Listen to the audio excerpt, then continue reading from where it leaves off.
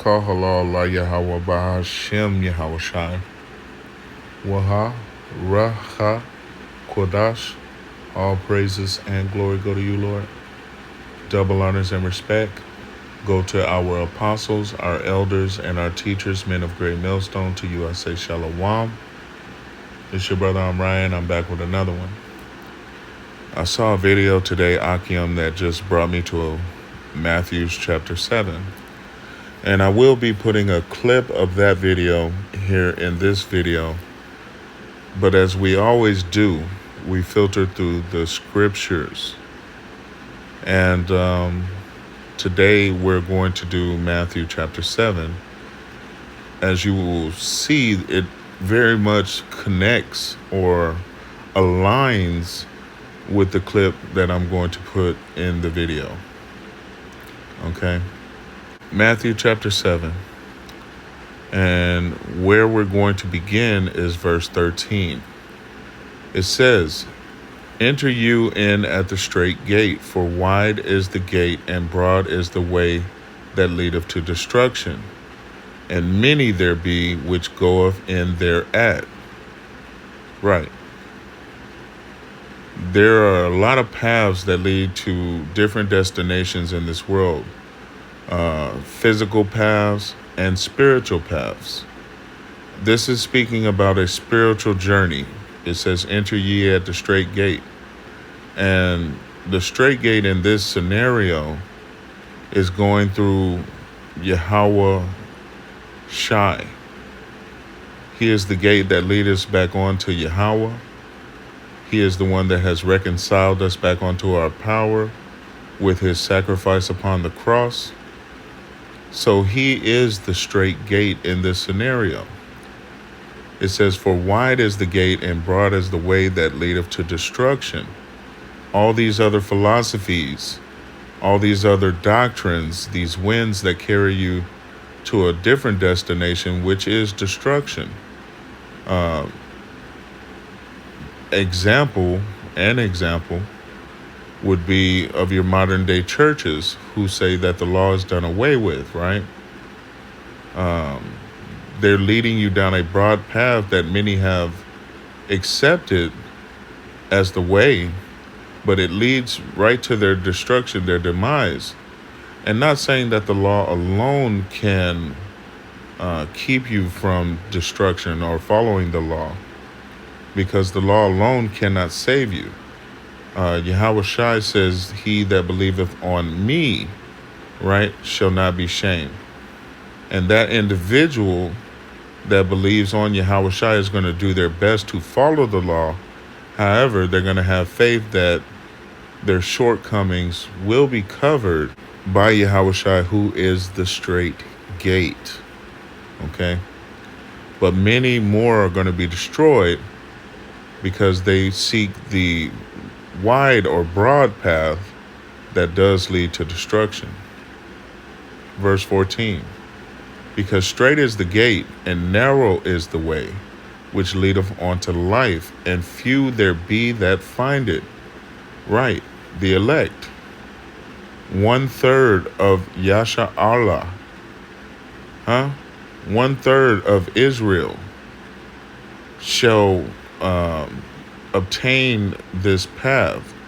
The rest, however, are going to be led down the broad path of destruction through these different philosophies, by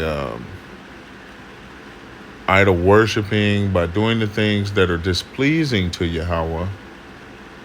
They're going to find themselves being snacked on by missiles and various other calamities, such as famines, the sword, which is being destroyed by weapons of any kind. So you have to understand that you must go through the strait gate, which is Yahweh Shai. He is the rock, the foundation that will put you on the right path, the straight and narrow path, the strait gate. Verse 15, it says, "Beware of false prophets, which come to you in sheep's clothing, but inwardly they are ravening wolves." And we see a lot of this in Israel. You see a lot of false prophets Those, we won't speak on any names because I don't need this video being flagged in any way. But they're all over your TV, pushing prosperity doctrines. They're all over your cities, trying to get you to come in to their congregation so that you could donate to their wickedness, really, because they're going to use all the proceeds that you give, and maybe not all, but a majority of the proceeds that you give are not going to complete the will of Yahweh while Yahweh Shai. They're going to someone's personal lust. Verse 16, ye shall know them by their fruits. Do men gather grapes or of thorns or figs of thistles? And when you shall know them by their fruits, this is a two-edged sword, right? Because their fruits could be their what they have prospered in, right? And it can also mean their children, because the fruits of the body are your children. Verse 17, even so, every good tree bringeth forth good fruit, but a corrupt tree bringeth forth evil fruit. A good tree cannot bring forth evil fruit, neither can a corrupt tree bring forth good fruit. So you will truly know them by their fruits. If a person is making their body a living sacrifice, right?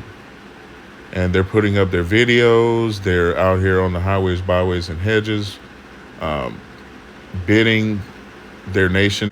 And by their nation, I mean Israel, you so-called Negroes, Latinos, and North American Indians.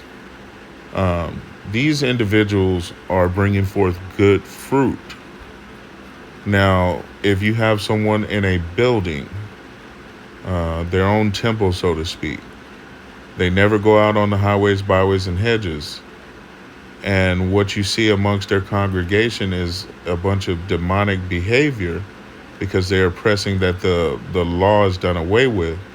These individuals are bringing forth evil fruit.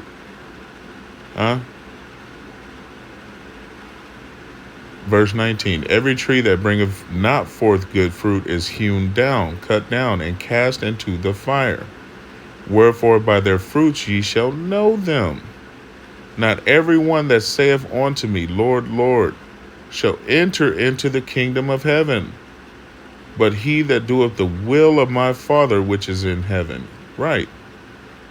Those 1/3, the elect, those who are believing on the words that are written in this book in its entirety, as I used to hear when I was growing up, this is my Bible, I believe what it says, and I truly did believe and do believe what it says, as the rest of you, Akim, do. Okay? So the will of the Father is outlined through these scriptures. We don't listen to men. We go and research for ourselves because we don't want to offend our power.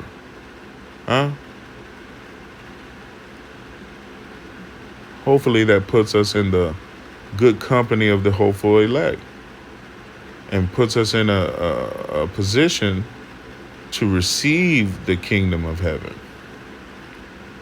22, verse 22. Many will say to me in that day, Lord, Lord, have we not prophesied in thy name? And in thy name have cast out devils, and in thy name done many wonderful works? ? They're going to be questioning why the Lord doesn't have their back. And by the Lord, I mean Yahweh Shai, because that is the door to the straight gate. That is the straight path. Yahweh Shai is the rock that you build your foundation on. And he's not just going to stand up for everyone because you had some type of church and you were out here pushing anything but what was written in this book. He's going to turn his back on you. And they're going to say in that day, verse 22 again, many will say to me in that day, Lord, Lord, have we not prophesied in thy name? And in thy name have we not cast out devils? And in thy name done many wonderful works? And then will I, Yahushai, profess unto them, I never knew you. Huh? Because your works were evil. They produced no good fruits, only evil fruits. You did not do the will of the Father.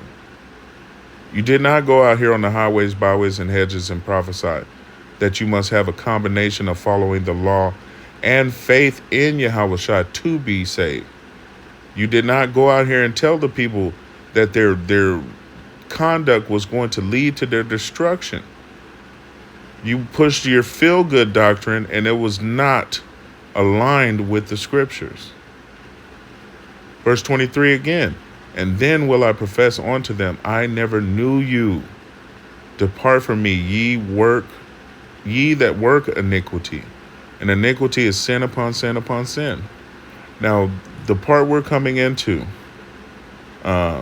this was brought to me, to my remembrance, Akim, after watching the video that I'm going to put after the set of scriptures. We're going to end out on verse 27, but let's continue reading.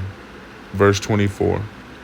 Therefore, whosoever heareth these sayings of mine and doeth them, I will liken him unto a wise man which built his house upon a rock.